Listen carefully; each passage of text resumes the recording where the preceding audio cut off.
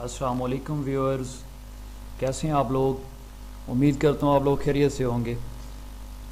Last time हमने बात की थी इंटरफेस ऑफ विंडोज़ 10, तो उसमें कुछ हिस्सा हमारा रह गया था बेसिक आइकन के हवाले से, तो वो आज हमने इसमें डिस्कस करना है।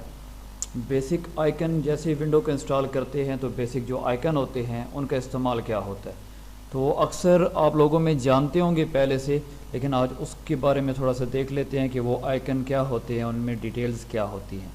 तो बेसिक आइकन देखा जाए तो इनमें 5 आइकन हमारे पास नॉर्मली होते हैं जैसे विंडो को इंस्टॉल करते हैं। सबसे पहला आइकन हमारे पास होता है माई पीसी या माई कंप्यूटर। सेकंड आइकन होता है डॉक्यूमेंट्स। थर्ड होता है हमारे पास रिसाइकल बिन। नंबर 4 होता है हमारे पास माई नेटवर्क प्लेसेस और नंबर 5 होता है इंटरनेट एक्सप्लोरर। तो जो नंबर 1 है हमारे पास माई पीसी या माई कंप्यूटर, तो इसको ओपन करने के लिए नॉर्मली एक शार्ट की यूज़ की जाती है जो अक्सर स्टूडेंट्स या नहीं जानते पहले से। विंडो का बटन प्लस ई प्रेस करेंगे तो माई कंप्यूटर ओपन होगा, जिसके अंदर हमें फ़ोल्डर्स भी नज़र आते हैं, उसके अलावा हमें ड्राइव्स नज़र आती हैं, जैसे सी ड्राइव है, डी ई एफ़ जी एच वगैरह हमें ड्राइव्स नज़र आती हैं। तो जैसे ही विंडो का बटन प्लस ई प्रेस करते हैं तो हमारे पास माई कंप्यूटर ओपन होता है। तो माई कंप्यूटर में हम देख सकते हैं सी डी ई एफ़, ये हमारे पास ड्राइव नज़र आ रही हैं, ये पार्टीशंस हैं हार्ड ड्राइव की। तो सी ड्राइव के ऊपर हमें विंडो का सिंबल क्यों नज़र आ रहा है? विंडो का सिंबल हमें इसलिए नज़र आ रहा है क्योंकि विंडो को इंस्टॉल किया गया है सी ड्राइव के अंदर। सी के अलावा डी ई में भी हम विंडो को इंस्टॉल कर सकते हैं, लेकिन उसकी बेसिक वजह ये होती है कि सी ड्राइव क्योंकि पहली ड्राइव है इसके अंदर, इस वजह से हम विंडो को इंस्टॉल करते हैं ताकि जब विंडो दोबारा करनी उसको फॉर्मेट करना हो तो पहली ड्राइव को फॉर्मेट कर दिया जाए, हमारा बाकी डाटा ज़ाया ना हो कन्फ्यूजन की वजह से। तो ये हम देखें अगर सी से लेकर एच तक ये पार्टीशंस बनाई गई हैं। उसके अलावा जो इससे अगली जो एक ड्राइव है एच के बाद आई, तो आई जो पार्टीशन हमारे पास जो एक ड्राइव है तो वो क्या है, डीवीडी रोम के लिए एक स्पेशल ड्राइव होती है जो पार्टीशन के आगे। अगर ये जी तक ड्राइव होती तो एच जो हमारे पास एक ड्राइव होती वो डीवीडी रोम के लिए होती। तो आई के बाद हमारे पास एक ड्राइव और आ जाएगी अगर हम रिमूवेबल कोई एक डिवाइस लगाते हैं, मतलब कि मेमोरी कार्ड अगर हम कार्ड रीडर के थ्रू लगाते हैं या यूएसबी को लगाते हैं, तो आई के बाद हमारे पास जे ड्राइव यहाँ शो होगी जो रिमूवेबल ड्राइव होगी। जैसे ही यूएसबी को निकालेंगे वो गायब हो जाएगी, जैसे भी यूएसबी लगी हुई नहीं है तो शो नहीं कर रहा। उसके बाद लास्ट में एक ड्राइव होती है जिसको जी ड्राइव बोला जाता है, जिप ड्राइव। तो ये जिप ड्राइव तब शो होगी जब एक हमारे पास एक्सटर्नल ड्राइव हम इसमें लगाएंगे तो वो जिप ड्राइव शो करता है। तो माई कंप्यूटर की जानिब दोबारा वापस आएंगे, इसमें देखेंगे कुछ ड्राइव मिसिंग हैं, जैसे सी से पहले ए और बी ड्राइव मिसिंग है जो कि फ्लॉपी ड्राइव हुआ करती थी, उस पर बात करेंगे इंशाल्लाह बेसिक आइकन्स के बाद। तो सेकंड नंबर पर हमारे पास एक आइकन होता है डॉक्यूमेंट्स का। तो नाम से ज़ाहिर है डॉक्यूमेंट्स के लिए, तो ये सी ड्राइव के अंडर माई डॉक्यूमेंट्स भी आ जाता है और डेस्कटॉप भी आता है। तो डेस्कटॉप पर भी जो चीज़ें हों वो सी ड्राइव के अंडर ही होती हैं। तो डॉक्यूमेंट्स में मुख्तलिफ फ़ोल्डर्स होते हैं जैसे पिक्चर्स हो गए, वीडियोज़, म्यूज़िक वगैरह। तो डॉक्यूमेंट्स अगर हम किसी डी या ई ड्राइव के अंदर सेव करते हैं तो जब हमें ज़रूरत पड़ती है तो डॉक्यूमेंट्स हमें मिलते नहीं हैं, मतलब पिक्चर्स चाहिए हों, ऑडियो म्यूज़िक चाहिए हो, वीडियो वगैरह या डॉक्यूमेंट्स चाहिए हों, तो हमें ढूंढना पड़ता है कि सर्च करना पड़ता है वो कहाँ मौजूद हैं। लेकिन इसका हल ये है कि डॉक्यूमेंट्स के अंदर ही इनको सेव किया जाए। जब विंडो करनी होती है हमें तो विंडो के टाइम इनको कट कर कर किसी और ड्राइव में ले जाया जाए और विंडो करने के बाद दोबारा इनको वापस अपनी जगह पर ले आया जाए। तो थर्ड हमारे पास एक आइकन होता है, इसको रिसाइकल बिन बोलते हैं। ये हमारे घर में एक स्टोर रूम होता है, उसकी तरह काम करता है। मतलब कि कोई भी चीज़ हमारे घर में, ऐसे नहीं कि हम जैसे गर्मियाँ हों और गर्मियों में हम यूज़ करते हैं जो चीज़ें वो सर्दियों में इस्तेमाल नहीं करते, जैसे पंखे वगैरह, तो उनको हम स्टोर रूम में रख देते हैं ताकि दोबारा मौसम आए तो उसमें हम इस्तेमाल कर सकें।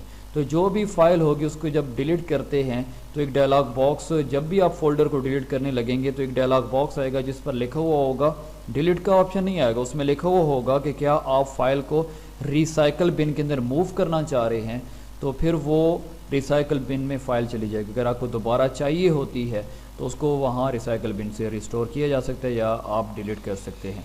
अगर शिफ्ट का बटन डिलीट के साथ प्रेस कर दिया जाए तो वो रिसाइकल बिन में वो चीज़ नहीं जाती, वो डिलीट हो जाती है परमानेंटली तौर पर, और डायलॉग बॉक्स पर एक रेड क्रॉस नज़र आता है कि क्या आप परमानेंटली तौर पर इसको डिलीट करना चाह रहे हैं। और डिलीट हो जाने के बाद भी इसको रिकवर तो किया जा सकता है, वो बात की बातें हैं, लेकिन ये कि अगर आप डिलीट परमानेंटली तौर पर करना चाह रहे हैं तो शिफ्ट का बटन प्रेस करेंगे, अदरवाइज़ रिसाइकल बिन में वो फाइल चली जाती है। उसके बाद नंबर 4 हमारे पास एक आइकन होता है माई नेटवर्क प्लेसेस। तो नाम से ज़ाहिर है नेटवर्क, तो नेटवर्किंग एक अलग से कोर्स होता है जिसको CCNA का कोर्स बोला जाता है, सिस्को सर्टिफाइड नेटवर्किंग एडमिनिस्ट्रेटर। तो इस कोर्स को करने के बाद बंदा इस काबिल हो जाता है कि नेटवर्किंग कर सके। जब नेटवर्किंग किसी भी इदारे में देखें, जैसे किसी कॉलेज या यूनिवर्सिटी में विज़िट करें, तो एक ब्लॉक होता है और उसके अंदर एक प्रिंटर होता है, और ओवरऑल जो वो ब्लॉक वाले हैं उस प्रिंटर को सारे ही यूज़ कर रहे होते हैं। वो वजह क्या होती है, वो नेटवर्किंग की वजह होती है। या एक यूनिवर्सिटी के अंदर एक डिपार्टमेंट का दूसरे के साथ लिंक होता है, वो नेटवर्किंग के थ्रू होता है। जब नेटवर्किंग कर दी जाती है तो फिर जो है शेयरिंग की जाती है फ़ाइलों की, और इस आसानी के साथ एक कॉपी पेस्ट नहीं करना पड़ता, पर क्लिक जो है एक डॉक्यूमेंट को दूसरे डिपार्टमेंट में भेजा जा सकता है। तो इस नेटवर्किंग की मुख्तलिफ टाइप्स होती हैं, जैसे लैन, मैन और वैन है।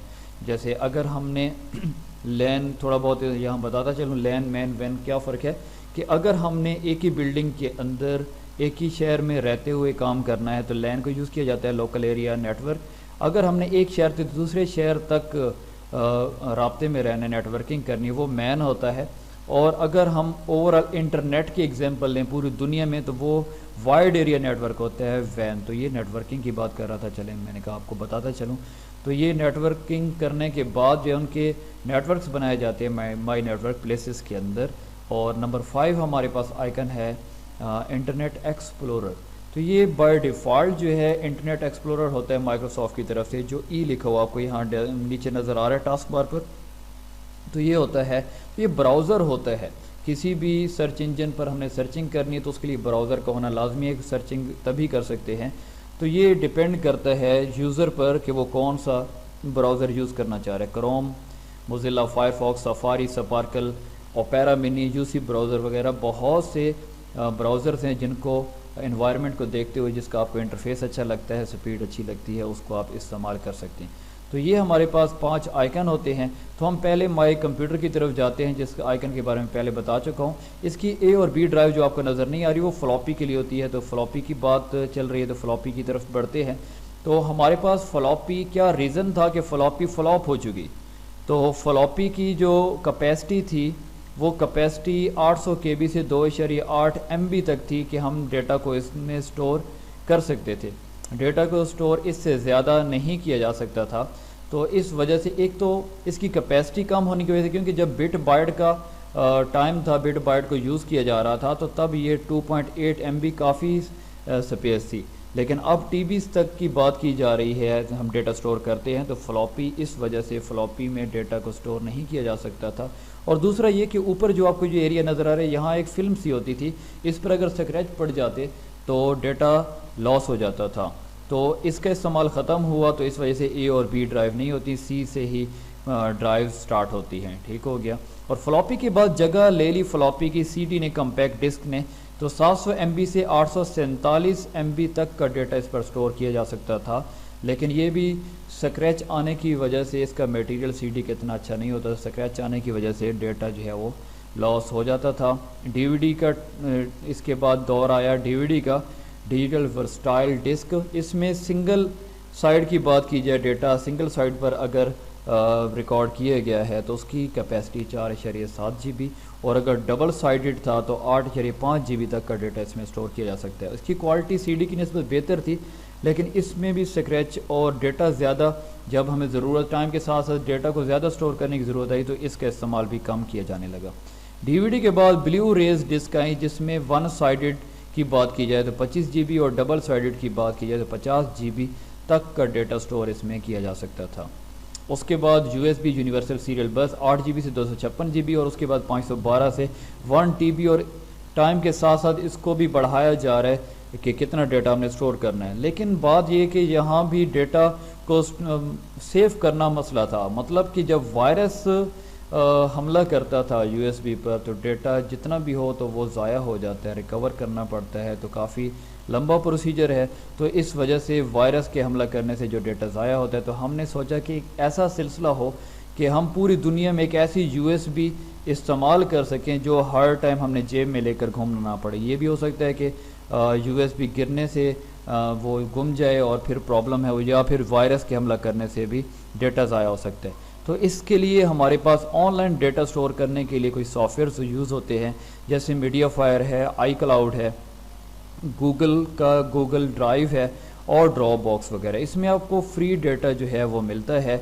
आप इसमें डेटा सेव कर सकते हैं, अपलोड कर सकते हैं इसमें डेटा, और जब दुनिया के किसी कोने में भी इसमें आप रहते हुए इसको इस्तेमाल कर सकते हैं, दुनिया के किसी भी कोने में। जैसे फेसबुक का अकाउंट बनता है, सेम वैसा ही अकाउंट बनता है, और डेटा जो है आप उसको में स्टोर कर सकते हैं, ज़रूरत पड़ने पर हासिल कर सकते हैं। मीडियाफायर का 50 GB, iCloud 5 GB और गूगल ड्राइव जो है 15 GB, और ड्रॉप बॉक्स में 2 GB तक का डेटा फ्री स्टोर किया जा सकता है। ये मैं फ्री की बात कर रहा हूँ, अगर आपने डेटा इससे ज़्यादा स्टोर करना होगा तो वो इनको पे करके ज़्यादा डेटा भी स्टोर किया जा सकता है। तो उम्मीद करता हूँ बेसिक आइकन के बारे में आप लोगों को समझ आ चुका होगा। मिलते हैं नेक्स्ट इंशाल्लाह न्यू ट्यूटोरियल के साथ, और अगर कोई क्वेश्चन हो तो ईमेल एड्रेस भी साथ में दे दिया गया है, और व्हाट्सएप नंबर भी मौजूद है, वहाँ से आप कोई भी क्वेश्चन हो आप कर सकते हैं। इंशाल्लाह नेक्स्ट चलते हैं नेक्स्ट सॉफ्टवेयर्स की तरफ, इंशाल्लाह नेक्स्ट लेक्चर की तरफ, और साथ साथ प्रोजेक्ट्स भी चलेंगे, टास्क भी चलेंगे। कोई भी सवाल हो तो वो आपको इंशाल्लाह फ़ौरन जवाब दिया जाएगा। तो ठीक है, दुआओं में याद रखिए। मिलते हैं नेक्स्ट ट्यूटोरियल के साथ। ओके, अल्लाह हाफिज़।